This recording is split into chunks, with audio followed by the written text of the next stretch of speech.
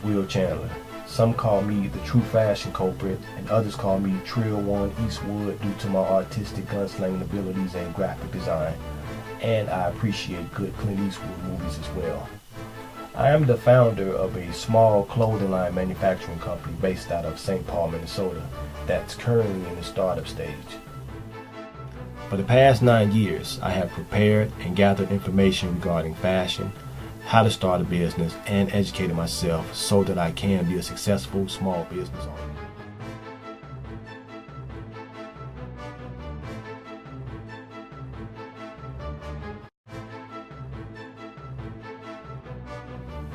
The name of my clothing line is called Dejamone, named after my soon-to-be 11-year-old daughter.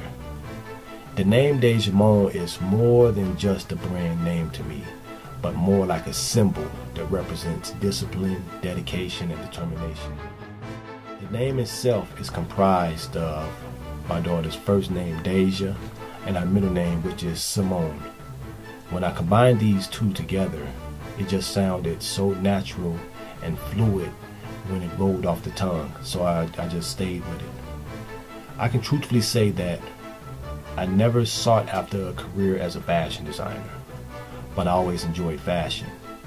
And this is probably due to my childhood and growing up in a single-parent household. I was the youngest of 3 children, and that had its advantages and its disadvantages. I watched my mom struggle with all 3 of us, and she never got a chance to graduate from high school. And I told my mom at an early age that I was going to graduate from high school, I was going to go to college, and I was going to graduate from college, and I was going to make her proud. And that's exactly what I did.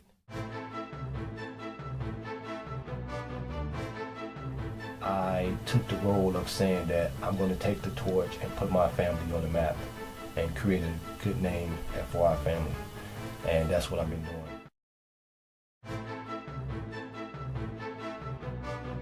In 2003, a slight intervention happened.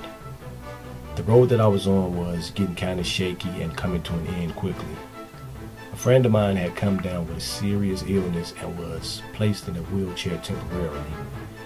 And she started to lose the ability to walk. She was experiencing partial blindness, and she could not hold down a job where she could support her 2 children. No one knew what was going on with her, with all this falling down and her sight disappearing, and weeks and months had gone by. So eventually, after about 90 days to 4 months going by, she eventually found out that she had MS. And from that point on, she started to become more and more depressed. And I could see that this stage of depression was starting to take toll on her illness as well. Now, being a true friend that I am, and those that know me know that when a person shares their concerns with me, I try to give them positive feedback. Now, I couldn't relate to her situation, but I could only try to help her see things from a different perspective. And that seems to be one of the many attributes that I possess. One day, out of the blue, she showed me some sketches of some women fashions and stated that she wanted to open up a boutique for women. Now, keep in mind, at this stage of my life, the only thing I knew about fashion was the retail end. And I always spent money on clothes when I got older because, having less as a child makes you want to do a lot more spending as an adult. So I appreciated fashion then, but I appreciate it more now. And I was a jean and t-shirt guy, and a jacket guy, and a hat guy. And if you look behind me, you can see a rack full of denim jeans it's probably over 100 pair of jeans back there. And I'm not glorifying that I have a stack full of jeans or a lot of hats. It's just to show people that I'm a true fashion fanatic, and it flows through my veins.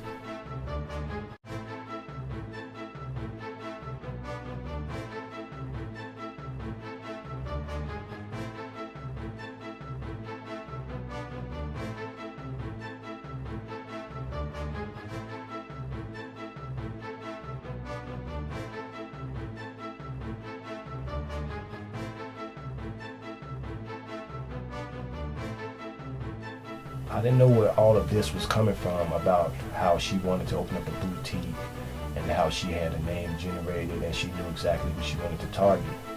But it felt good to see her smiling and live, feeling live again.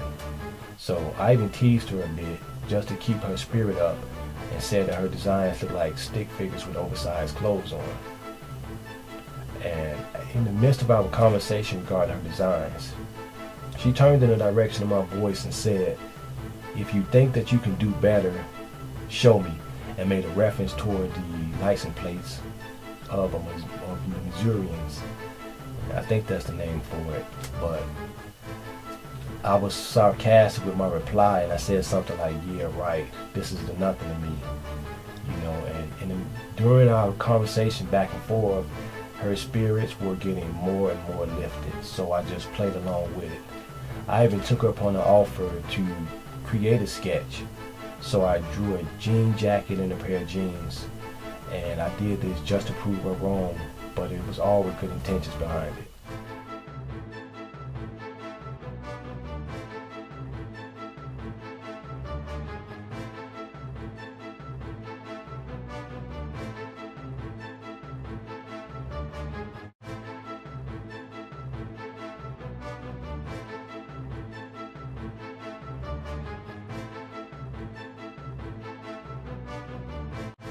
She was experiencing partial blindness. I guess she could see the darkened lines of my sketches because I had so much elaborate detail on it that it was almost as if it was jumping off the page.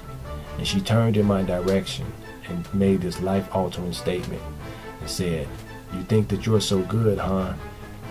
You might as well make it since you drew it." Now, I'm repeating what I said previously, that I knew nothing about the processes of fashion.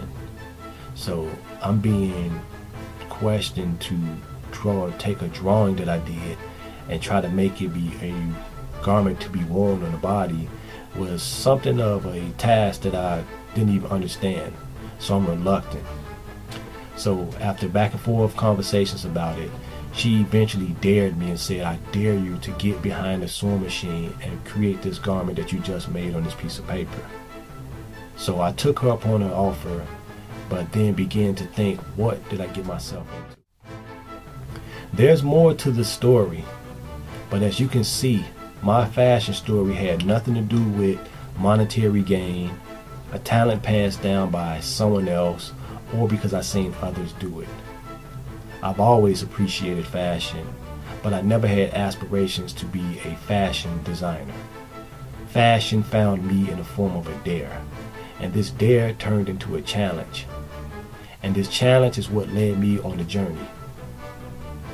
During this journey, I found myself asking plenty questions, making plenty of mistakes, having doors being closed in my face, and manufacturers actually telling me that my designs are too elaborate, that I should make my designs simple and just be like the Joneses and blend in with the rest of the designers out there. And I choose not to do this because I feel as a fashion designer that I should be able to put my creativity out there, and as long as a small group of people like it, those are the people that I should satisfy. As a fashion designer, I have managed to complete 3 college programs, apparel technologies, which is a fancy word for fashion design, graphic design and visual communication, and web design and development. I also ventured into business management, photography, and other courses so that I can stand toe-to-toe. And my friend is still in a wheelchair, and she is legally blind now, with no chances of ever walking again. She never got a chance to open up her women's boutique, and more has happened since then. But through it all, Dejamone has become a brand name that people have come to recognize and love. The demand for my brand is on the rise, and I cannot produce fast enough to meet this demand at the current status that I'm at right now, or should I say as a one-man team, because I do everything on my own without additional help.